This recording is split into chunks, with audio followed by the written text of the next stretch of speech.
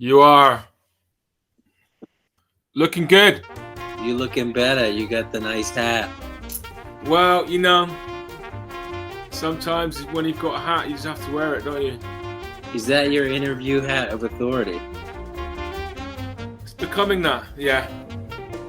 This is the second time I've worn it on the podcast. So I nearly didn't wear it, but I think JG would like this. Oh, so, absolutely. Is there a collection? I've got some woolly kind of beanie hats. I bought this to I bought this to create a lookalike photo between me and Paul Motion. There's a photo of Paul Motion in his apartment when he's 62, his New York apartment, and he's wearing a hat pretty much the same as this. I'll see if I can send it to you. It's a very accurate age number you had there. Well, yeah. Can you see that? Oh, he's 61. I got it wrong. Oh, come on. Yeah. Yeah, you kind of have got the Armenian thing going on too with your, facial structure. I don't know if I do, but thanks for saying that. I mean, it makes me sound more interesting than I am. I think I could see a potential series of, Tom Bancroft looks like, famous jazz musicians. I think, like you and Sonny Rollins, just like that. Yeah. Yeah. I've often been compared to Sonny Rollins. Surely you've had a mohawk at some point. I had a skinhead at one point, quite a few times. Like politically? No, not at all. Although originally skinheads were politically quite cool. It was a urban black kind of movement, Jamaica and all that, and ska, and so no. But no, I looked kind of I didn't look very threatening. Were charities confronting you in the street asking if you'd like some help? I actually decked for a gig with this guy, Nick Brignola. He's a American baritone saxophone, very good player. Played with Mingus right at the end of his career and Schofield and people like that. He was touring in Scotland. His drummer fell sick. I got called at the last minute in Inverness to go and do this gig in Inverness. You can imagine this American saxophone players in Inverness, the drummer falls sick. Who are they going to get in Inverness at the last minute? They're going to get the skinhead. And this fat skinhead walks in. And he looked at me, he was like, oh, God.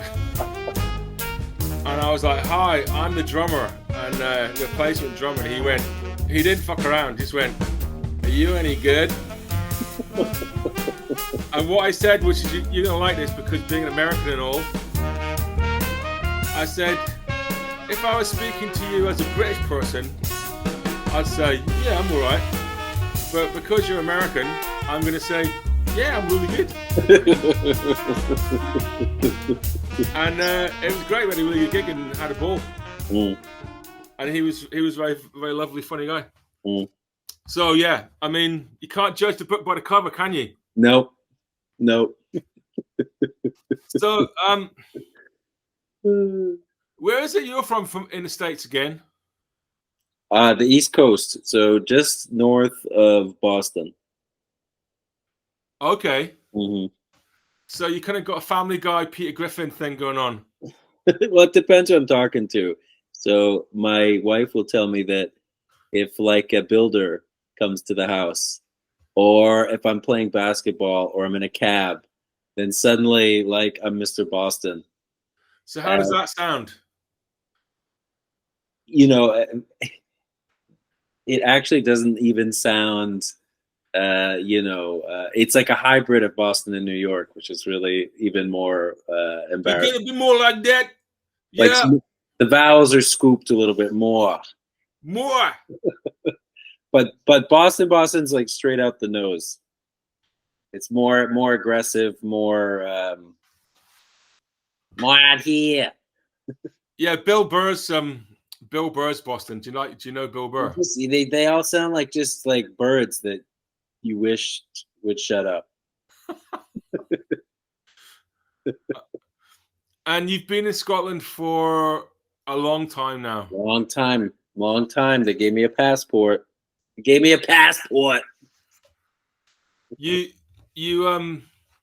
not getting the accent though.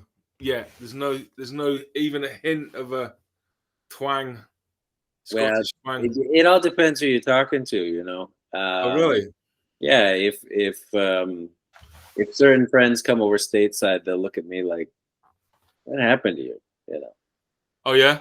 But well, it's a bit of the accent and the kind of more moderate personality. Okay. So I think I noticed that one. I think I was more rambunctious when I lived in the States.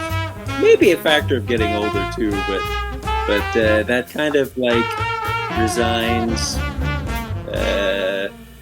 toned down quality that I actually find really comforting now that I live in Scotland. You can go home and everyone wants to hug you and they want to, like, you know, personal space is not a thing, and, you know, oversharing and language economy, just inflation, everything's awesome and amazing and the best. I'm just, whoa.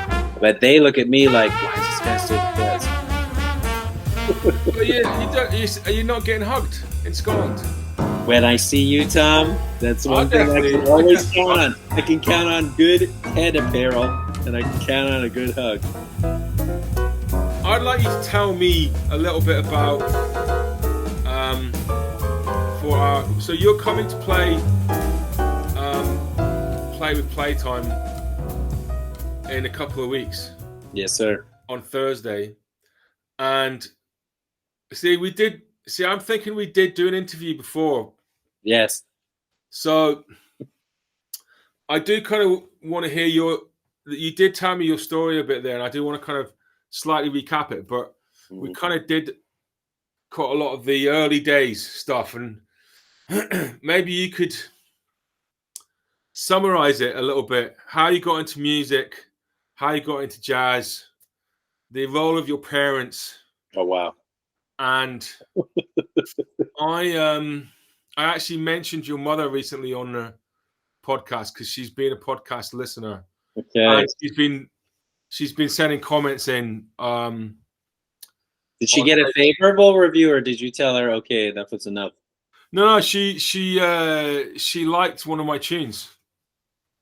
She said she liked it. She got the name of it slightly wrong, so I let that go because is that because of your accent? No, I don't know. I don't think she was paying attention closely enough. But so, and on that, in the when she was mentioned in the last podcast, I thanked her for her feedback and also for creating you. And I said that I think it's pretty obvious that she was the main person responsible for creating you, and other people involved, but but that may be wrong. So anyway, can you just give us a sort of, how did you get into music? Yeah, you've got a very particular musical DNA, which is wonderful. So just give us a bit of a set the scene. Right. So there's no choice in the matter in my family. So my mom's a musician. She's a composer, pianist. She went to Berkeley in the 70s during the height of like fusion time. I think right around the time the Real Book was being put together. And my dad is he's an amateur musician, but he's like fiercely passionate about his music, but of the like classical realm. So we had a lot of music in the house growing up. Whether it would be like Keith Jarrett, or I remember on road trips, my mom would play Pat Metheny records, and I remember being freaked out. It was either Off Ramp or As Wichita Falls, So Falls, Wichita Falls, which are more like moody, atmospheric. And I remember like crying. Are you going with me? One of those tracks. really visceral moments growing up, listening to the music they shared. Or my dad would like put, like St. Matthew's Passion on blast, like rock level volume, and conduct. So would they sort of compete with? I've had your jazz, now I want some classical music. Yeah, they're very accommodating of each other's music and liked it, but you know, there's music that when people put on, it's like it's their moment. Like when my father-in-law, who's Palestinian, when I remember driving with him in the car, and he put on some music that was like his music, and there was like a change in his person, and he started snapping in a way I'd never heard before, and he started what? Snapping, like snapping. Yes, right. These incredibly strong hands, and there's like it was like a snapping masterclass. But when music would take over, my dad, he would conduct or sing the parts, and he would hush us because we needed to hear the oboe, or so he was always around. And my earliest memories are being under the grand piano, looking up at the soundboard while my mom would work out her piano arrangements. And my mom was she grew up in Detroit, and she was like the church pianist from when she was quite young, I think 12 maybe, and had to improvise from when she was quite young. Like singers would come and they'd say, "Okay, Karen, I'm going to sing a number." Say, "What key?" "Well, I don't know." "Okay, do you have any music?" "Nah, I don't know." So from early on, she was having to do that. And in church. Yes. Big. What kind of church? I mean, it's one of the things I want to talk to you about is, how your faith interacts with your music, if you're up for talking about that. Yeah. But there's this incredible tradition in America of black gospel music, and which is, such a massive influence on so many musicians, and such a powerhouse of generating talent, and just this sort of a massive touchstone for so many references in these different genres. But kind of different American churches, white churches, or different churches from different cultural backgrounds or national backgrounds are kind of less well known in terms of their music. And there's a kind of Christian rock thing which can seem a bit musically sort of, I don't know. Yeah, it's very bad. Well, I didn't want to say that, but it's okay. I can green light that one. Well, what church was it? Yeah, so she went to a Baptist church, but the Midwest is very Scandinavian influenced and has good Lutheran influence. And I remember she told me, you'll have to ask her, but I think she and Carla Bley won the same like music competition when they were kids. No way. Yeah, and different time, but Carla Bley also came from the Midwest, from like a Lutheran tradition. Scandinavian. Yeah, and my mom's mom came from Norway to the States in 1930. So that's my mom's side of her heritage. But that Lutheran hymnal influence you hear a lot in like all those Midwest musicians, whether it's like Charlie Hayden or Carla Bley or and so she would have grown up with the hymn singing tradition, and that sound is really not just there in her music but in my music. But she liked, I mean, she had interesting experiences. I remember she told me she went to see Mahalia Jackson in Detroit, and I think her and her friend were the only two white people there. But it was definitely like a standard kind of hymn singing tradition, I think. But I grew up kind of off grid in terms of being connected to the larger kind of American church. So we went to a small church, and your dad was a pastor. Yeah, that's right. In that church. Yeah, so he was the minister and my mom was the church musician. So I was playing trumpet. Like I learned a few notes, and my mom would say, "Okay, I'm going to give you something to play on Sunday."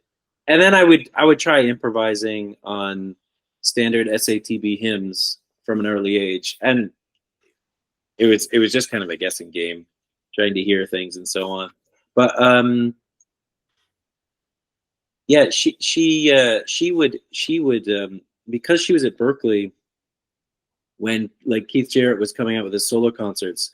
He would also do similarly like solo piano arranged numbers, but to hymns. So during like communion or the He would.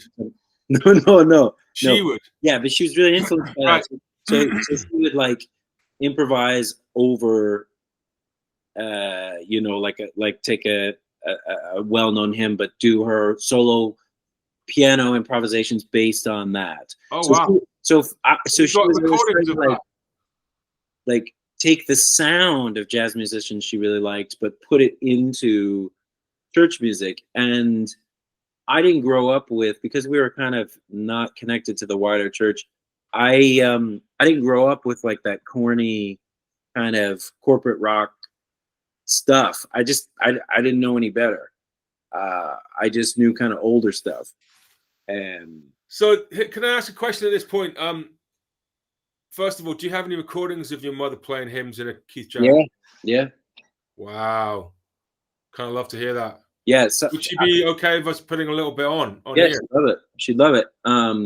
Because here's what I'm thinking. Okay, is that one of the things about Black gospel music, and I'm not an expert at all, but there's this sort of sense of people sort of channeling some higher power through their music, and this sense of sort of rhapsodic, people getting completely lost in the music, and the music flowing through them, and that being part of the incredible kind of intensity of it. And it's partly a groove thing, but it's not just a groove thing. It's people really going for it, and just expressing this sort of music in this sort of unfiltered way. And there's something rhapsodic and unfiltered about Jarrett when he's soloing, and he's really flowing. That a sense of the music that's coming from this source, through him. So do you think that was connected to what your mom was thinking at the time, or was that me? Well, I don't think. I mean, he had his own kind of spirituality through Jurgaev? Just like Chick Corea did with Scientology, and Herbie later did with Buddhism. But I think,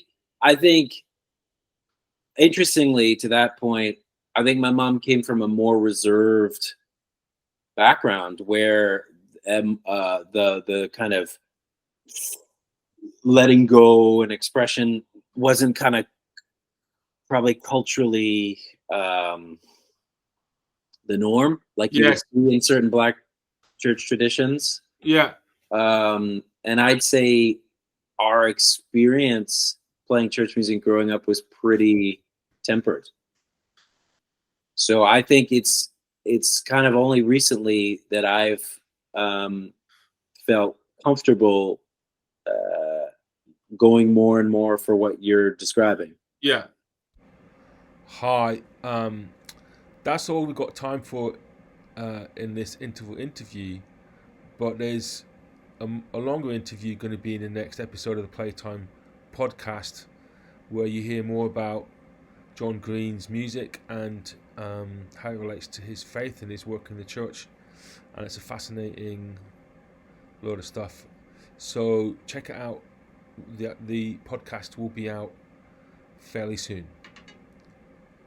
And now it's time to go back to the gig.